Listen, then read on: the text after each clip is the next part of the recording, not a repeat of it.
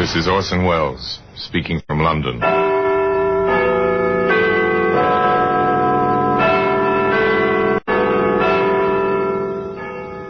Black Museum, it's a repository of death. Here in the grimy stone structure of the Thames, which houses Scotland Yard, is a warehouse of homicide, where everyday objects, a phonograph record, a postcard, a color photograph, a simple statuette, all are touched by murder.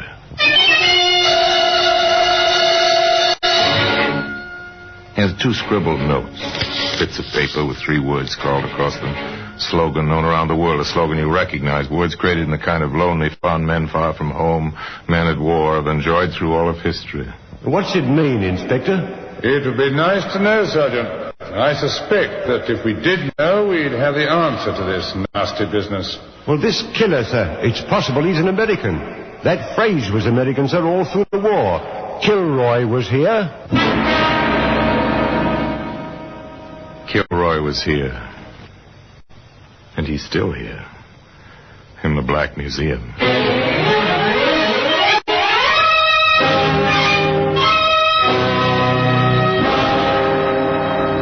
From the annals of the Criminal Investigation Department of the London Police, we bring you the dramatic stories of the crimes recorded by the objects in Scotland Yard's Gallery of Death, the Black Museum.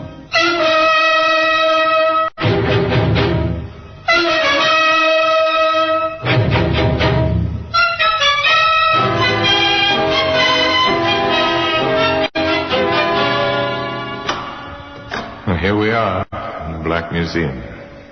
Scotland Yard's Museum of Murder. Here's a typewriter. Your secretary uses one. Perhaps your son or daughter write their school essays on a machine like this. This one is used to write a letter. That letter brought a woman to an address, and death to the author of that letter. Here are the notes. Scrawled on lined paper such as children use, children who are just learning to write. And a photograph showing the same 3 words scratched on a wooden surface. 3 times 3 was a number in witchcraft in ancient times. 3 times 3 words were written. This wasn't witchcraft. Merely murder. Began for Inspector Liggett and Sergeant Porter in the usual manner. The telephone rang in the inspector's office at the yard. Inspector Liggett here. Sergeant Garth, 11th District Metropolitan Police, sir.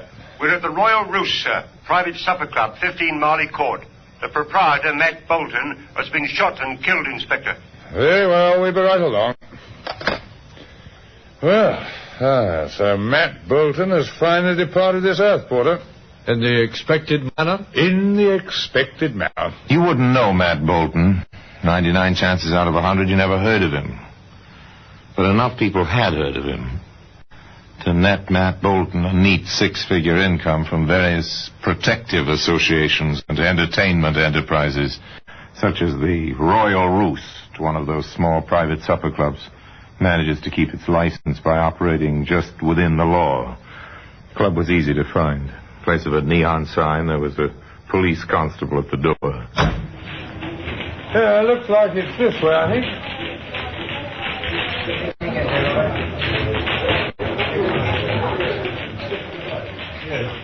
Stuff in here, Inspector? It always is in these places. Apparently a good many people prefer to amuse themselves breathing a combination of tobacco and poor liquor fumes rather than good fresh air. Quite a costume on those girls. The roosters in the Royal Rooster. Get it, Sergeant? I've never seen a rooster with so little on besides tail feathers. Neither have I. Look, we better get to work, Sergeant. The 2 policemen crossed the nightclub, skirted the dance floor, and quietly passed through the doorway near the bandstand. To their left, another door stood open, revealing a cubicle complete with mirror lights, another girlish rooster, a man, and a body. A body full length on the floor. The girl was saying, "Look, we simply can't send a chorus out once more. Do I get to do my act or don't I?" I'm Inspector Liggett, Sergeant. The young lady may do her act. I doubt if she'll try to go outside the club in that costume. Well, thank you, Inspector. First, this man said he thought the show ought to go on, so the customers wouldn't be disturbed, and then he handed me here. Well, look, that's my cue. I'll be back. Don't worry, I'm not going anyplace. You're so right about that, Inspector. There was a way around that girl, sir. Found the body. Didn't turn her hair. So I notice. Find the weapon, Sergeant? No, sir, not in here. Porter, check the exits. Very good, sir. Oh, we've done that, sir. Only two. The way you came and the back door, fire exit. No one in the kitchen saw or heard anything. We haven't touched the body. Waited for you and the medical examiner, sir. Very good. All right. Turn out his pockets, Porter. Yes, sir. Here's something, Inspector. Tucked in his breast pocket. Quite a touch. I take it you didn't see this, Garth? No, sir. We left the body strictly as it was. Odd. Almost a signature. It's a note. Kilroy was here. For a moment, memories of other days crowded into the tiny dressing room. A phrase which had meant chuckles once seemed incongruous in that atmosphere of violent death. And then Mabel was back with boyfriend. May I inquire who your escort is, Miss Martin? Larry King, meet Scotland Yard. Gentlemen, how do you do? Is this your usual practice, Mr. King? If you mean escorting Miss Martin home, that's correct. You are good friends? We're engaged. I see. Miss Martin, before you leave us to get dressed, during your employment here, have you ever had any trouble with Mr. Bolton? Do you mean, did he make advances? Yes. Well, naturally. I see. Mr. King, did you know about these advances? I did. Did you ever have any trouble with Mr. Bolton? Nothing to speak of? Of course, it never is anything to speak of. You served during the recent war. I did. 8th Army. All the way from Tobruk to northern Italy. Does the expression Kilroy was here mean anything to you? The Americans, 5th Army, they used it. I've seen it many times. Very well. Leave your addresses, both of you, with Sergeant Garth here. And don't leave the city. We may need you. That's all for now. Now the routine begins. Inspector Liggett and Sergeant Porter return to the yard. The orders go out. Have them run a complete check on Bolton's pals. They'll all have alibis, but run the check anyway. That was a start. Now the patient waiting, putting together the few facts available. It's the hardest part of police work anywhere. So, Porter, no prints on that note except yours and mine. Correct, Inspector. What have you got on King and the girl? She's, remarkably respectable. Nothing remarkable, Sergeant. What about him? He's a lawyer in the city, rather successful. Good reputation. Ever crossed Bolton's path in his work? Nope. He's a copyright lawyer. Deals with writers, mostly. Nothing there, then. Takes patience. Lots of it. Check and recheck. Wait for information. Wait for the telephone to ring. Inspector Liggett here. Detective Ashton, sir. 23rd District. Go ahead, Ashton. At 14.5 Haven Mews, sir. We've been watching the place, sir. That King fellow lives there. Yes, I know. The superintendent's wife has been found, sir, on the cellar steps, strangled. We found the note in her apron pocket. Kilroy was here, it says. Wait for the telephone to ring. And when it does ring, another death, another note. No solution. Merely complication piled on complication.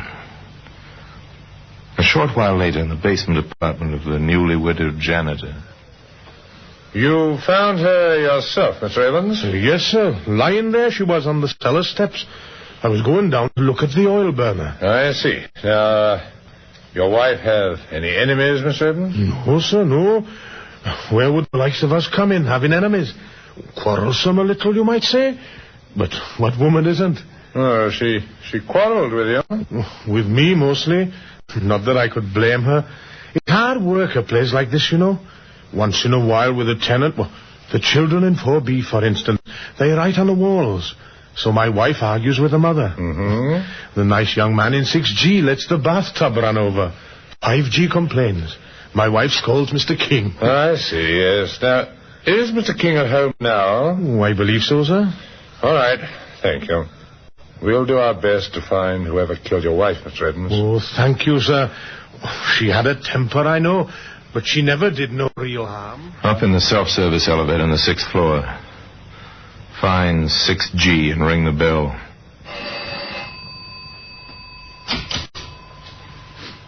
Have it opened, not by Larry King, but by Mabel Martin. Far more fully dressed than the last time the inspector saw her. Well, Miss Martin, collected the insurance yet? Cut it out, Inspector. I don't have to stand for that sort of thing. In fact, I could ask you for a warrant before I let you in here. But you won't, will you, Mr. King? Ask your questions. They're about Mrs. Evans, I assume. Oh, Larry, please. Don't worry, darling. Ask your questions, Inspector. You quarreled with Mrs. Evans. I did. I wanted my bathtub fixed. The drain was backing up. She told me to go to fix it myself, that's all. You're sure that was all? Murder seems to have a way of happening in your vicinity, King. Is that an accusation? What's all this to do with Matt Bolton? I don't know. But there is a link. Quite a clear link, Miss Martin. You see, on Mrs. Evans, we found a bit of paper, and on it was scrawled, Kilroy was here. Any ideas on that? Ex-soldier, now Solicitor King? Solicitor King had nothing to say. His puzzlement, his lack of knowledge seemed honest enough. Inspector Liggett drew no conclusions. He waited. The routine continued. The reports came in. The Martingale is a new job. Same type of club. I've seen the act, Inspector. Same songs. More clothes. Nothing on Bolton's cronies. Every one of them has an alibi. Yes, King seems to follow a set routine, Inspector. To the office, back home, dinner, then calls for the girl. Even eats his lunch at the same time every day in the same restaurant. Nothing much to go on there, just a time of waiting. A week passed. Telephone rang once again. Inspector Liggett here. Detective Ashton, sir. We've another one for you. What? Yes, sir. A butcher this time. Name of Andrews. 2 blocks from the apartment house where King lives. Head bashed in with his own mallet. Scratched on the chopping block with one of his own knives is the same old message, sir. Kilroy was here. Kilroy was here. Familiar words with a smile in their words to remember fondly. 3 times they appear. On a butcher's block, on scraps of paper, and today they can be seen in the Black Museum.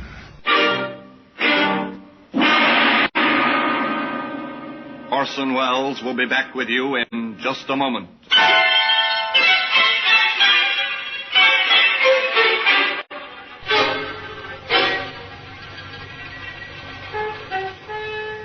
A 3rd killing, and signed exactly the same way.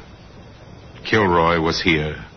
More, this murder had taken place within a few blocks of 14.5 Haven Mews, where Larry King lived.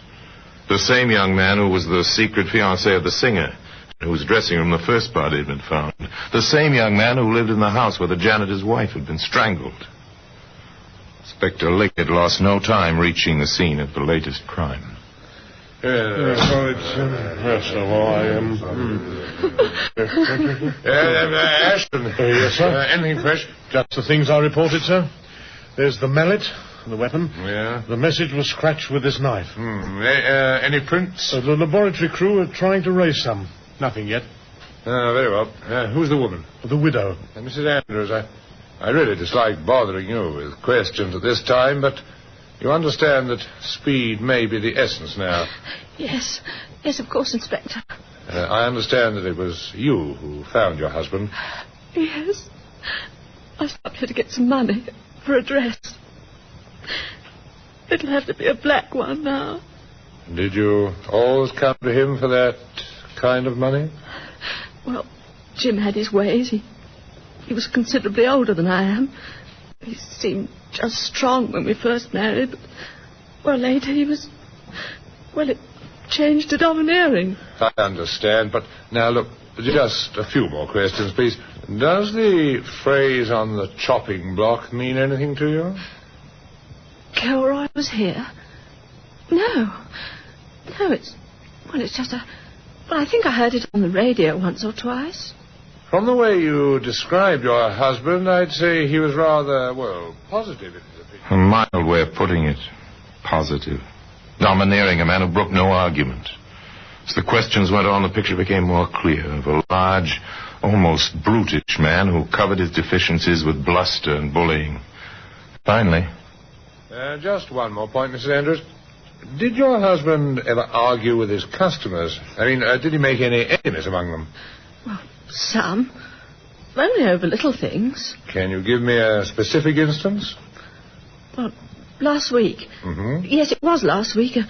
A nice young man said Jim was overcharging him. They had words. The man, his name is Larry King, from the apartment house on Haven Mews, he swore he'd never buy here again. I see.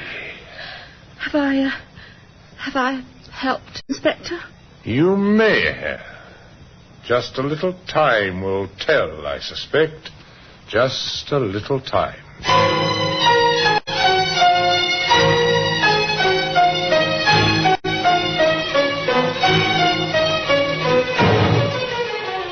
A little time.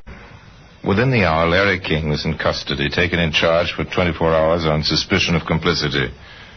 His fingerprints revealed... nothing. His answers to the barrage of questions revealed... nothing. Wearily, the inspector and Sergeant Porter returned to the office to face unrelated facts and a no-progress report. Wearily, the inspector picked up the receiver of his office intercom. Yes, Sergeant? You have a caller, sir. Who is it? Miss Mabel Martin, sir. She insists on speaking with you. Miss Martin was ushered in, seated in front of the desk. I've got something to tell you, Inspector. Please do.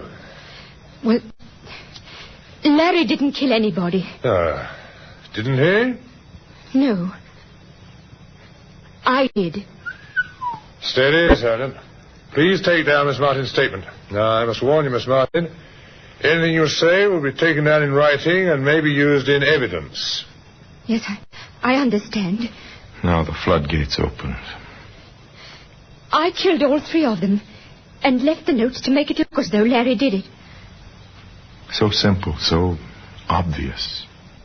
Matt Bolton threatened me. He said if I didn't come back to him, he'd change his insurance policies and tell Larry about it. Well, I shot him. It was a .22 that Larry had given me. One death accounted for. The policeman listened gravely. Mrs. Evans was always snooping. She threatened to tell Larry about Matt and me. I did it in the cellar, behind the coal pile. I strangled her. Quite logical. The inspector waited. Andrews, the butcher, I used to shop there for Larry. Andrews made some advances. He reached for me and I grabbed a meat cleaver and then I scratched the note on the wood. But that's the story, Inspector. Yes. Tell me, how much do you weigh, Miss Martin? Well, about 107 pounds. Why, what's that got to do with... Sergeant Porter, what was the caliber of the bullet found in Matt Bolton? .38 caliber, sir. Thank you. And did you notice a coal pile in the cellar at 14.5 Haven Mews? It's an oil burner, sir. Quite modern. Thank you. And the weapon in the Andrews case? A mallet, sir. Not a cleaver. A mallet. And, Sergeant, can you picture a young woman of 107 pounds knocking out and killing a man of Andrews' size? Not very well, sir. Of course, it's obvious her heart and her courage are as large as she is, if not larger, but... Oh, all right, have your fun. I've made a fool of myself, but Larry didn't kill anyone. I know that. I know it. You can't do this to her. Look. I wouldn't worry, Miss Martin, if I were you. In fact, if I were you, I'd hurry out to the front of the building. Mr. King is about to be released, and I think you'll want to meet him there, won't you? Oh, Inspector. Oh, Sergeant, Oh, forgive me, please. How about it, Porter? Care to have a girl like that to marry? Yes, sir. For more reasons than one. Where are we now, sir? Offhand, Porter, I'd say we were just about where we were when we first heard of the Andrews killing. Put on your thinking cap, Sergeant. This is quite a problem. They sat there in silence. Their minds sifted fact after fact. And once they'd been through the meager supply of facts on hand, they started over again. At one point, the inspector said, half to himself, "There's something we're overlooking. Probably quite a simple point. It usually is, but..." He was quite right. In fact, the inspector was quite appalled, so appalled.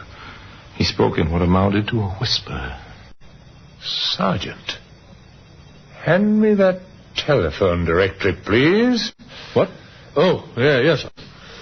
Can I help you, sir? No, thank you. Look, just get your hat, Sergeant. Get my hat? Yes, we're going back to 14.5 Haven Mews. That's King's address. Yes, and according to the directory, it is also the residence of one Joseph Kilroy, one of the 7 Kilroys listed in the London telephone directory.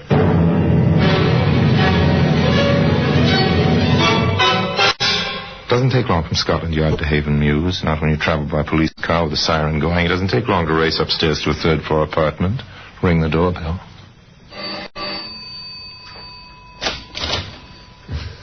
Come in, gentlemen. I heard your arrival in the street. What took you so long, gentlemen? Oh, really, now. Mr. Kilroy, I must warn you, anything you say... Oh, that's all right, I understand. Don't mind in the least. Well, I'll be... Watch him, Sergeant. I am, sir. Frankly... Liggett. Inspector Liggett. Ah, yes, thank you. Frankly, Inspector, I'm rather annoyed with you. Here I go to all the trouble of killing a man so that nice young fellow in 6G could marry that cute little baggage he's going with. And you arrest him instead of me. I see. I'm sorry about that, too. So you killed Bolton? Saw him one night treating the girl really nastily in front of this house. I may ask, why the woman? Oh, she was a nagger. Really annoying. And after I killed one, it struck me I couldn't be hanged more than once. So I might as well do old Evans, too. Thoughtful of you, Mr. Kilroy. That butcher was a private matter, though. He kicked a dog once. I saw him. Didn't treat his wife any better. No kids. Figured he'd leave her his money. So I got him with his own mallet. Quite simple, you see. And you signed your name to each one? Oh, of course. Good deeds are scarce in this world. Thought I ought to get proper credit each time. Now, if you'll excuse me... Sergeant! Good work, Sergeant. He's strong, sir. Stronger than he looks. Cases like this usually are. Well, we'll need the ambulance. Not the wagon this time, and use the telephone directory, Sergeant. I find them quite useful books when I remember to use them. Who'd have thought it, sir? How many of our murderers are considerate enough to sign their killings, sir? Murderers don't sign their work, do they? Unless, of course, their sense of humor is as twisted as their valuation of human life. This killer did autograph his killings. And today those notes can be seen in the usual place for such things. In the Black Museum. Joe Kilroy was insane, of course, by every normal standard. Insane enough, certainly, to sign his name to 3 murders. And by every normal standard, the gentlemen of Scotland Yard acted correctly within the rules of their profession in tracing every possible motivation, every possible suspect, before they came to the obvious solution. After all, it is logical that when men spend their lives dealing with the deliberately obscured, they can actually fail to notice the openly obvious. Now the notes remain in their usual place, in Scotland Yard in the Black Museum. Until we meet again in this same place for another story about the Black Museum, I remain as always, obediently yours.